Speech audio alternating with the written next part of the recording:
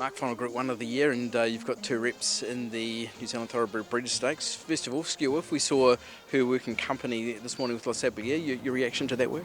No, she worked nicely, so the forecast is pretty good through to Saturday, so I think she's a bit better on top of the ground. No, she deserves a chance.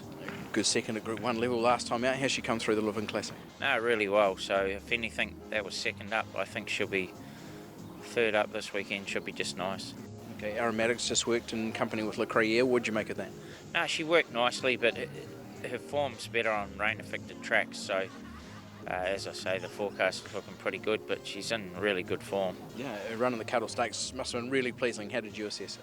No, she just had no luck from the draw and only went down by a short margin, so she won the Counties Cup earlier this season, but that was a rain-affected track, so she does grow a leg in the wet. Okay, on top of the ground, what's she capable of though? Oh, she's a runner's chance. She's honest. She'll do her best. It sounds like you're favouring the filly. Yeah, definitely. VICKI, our alley cat, heads to the Group 1 this weekend. How's she going?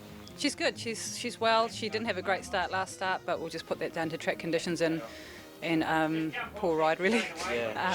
She's got form around some of the best mares in the country too, doesn't she? So she's worth the crack. Absolutely, and we'd love her to see her career out in a good way, but I guess that's in the racing god's hands. Yeah. One queer, I guess, is at 1,600 metres. It has been beyond her in the past, but what are your thoughts on that? Well, she's only ever had the one try last start, and we could take no sort of form from that at all. That will be the question. Okay. So 1,400 is obviously her best that we've seen so far, but I've always thought she could get a mile. We've just never got to it yet. Just tell us about her training. How's it going? Yeah, she's well. She's feeling really well. She's eaten up her work and eaten up all her feed, and she's done nothing wrong, so I've got no complaints there. Yep. You know her obviously so well and been with her the whole time. What's she like? Has she got any quirks about her?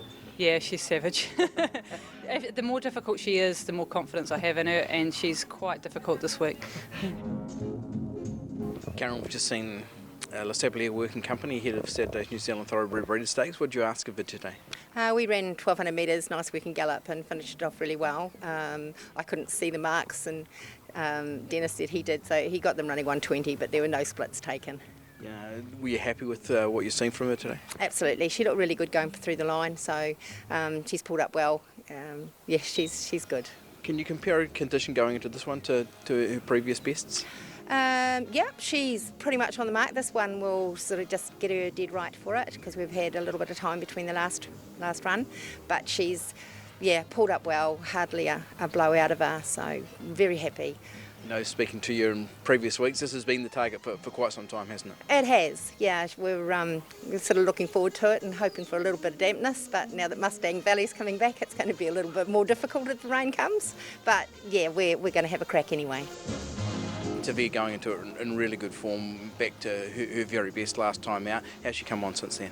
Yeah, happy with her, and she's a little bit obnoxious, and when she's like that, she's at her best. So, it's still another step up for her. We've sort of all season battled a little bit in States company, but I think she just needs to get her confidence, and I think she's got a lot of that at the moment. Yeah, and on what she's always showing, she's really promising, isn't she? Yeah, she will be, and I think we probably just chucked her in at the deep end a little bit early, and I think next season she'll come right into her own. But she's going well, and I'm happy with her. Dragon Queen with already a Group 2 under her belt. What about in Group 1 company at Weight for Age? What can we expect of her? Yeah, she's probably just a little bit below that Group 1, but look, she's as good as what the other horses are out there. Take out a few, and she deserved to have her chance. Probably a little bit disappointing last start, but when I went back and looked at it, I thought she had a lot of weight to carry. She's only a small horse, and maybe she just, there wasn't a lot of pace in the race, and maybe she just couldn't pick herself up and sprint. So she seems to have come out of it fine, and we couldn't pinpoint anything. So yeah, happy with her. Nathan KARMAN line heads to the Group 1 New Zealand Thoroughbred Breeders' Stakes this weekend. How's she going? Yeah, she's going well, Aidan. She's come on well since her last run, training well, and just hopefully we can get a little bit more luck going into this weekend with her. Okay, I think her main gallop tomorrow, but she's trained on okay since then? Yeah, really improved with the last run, and probably rode her a little bit too close last start, but going forward this weekend, hopefully we can get a bit more cover and a bit more luck going into it.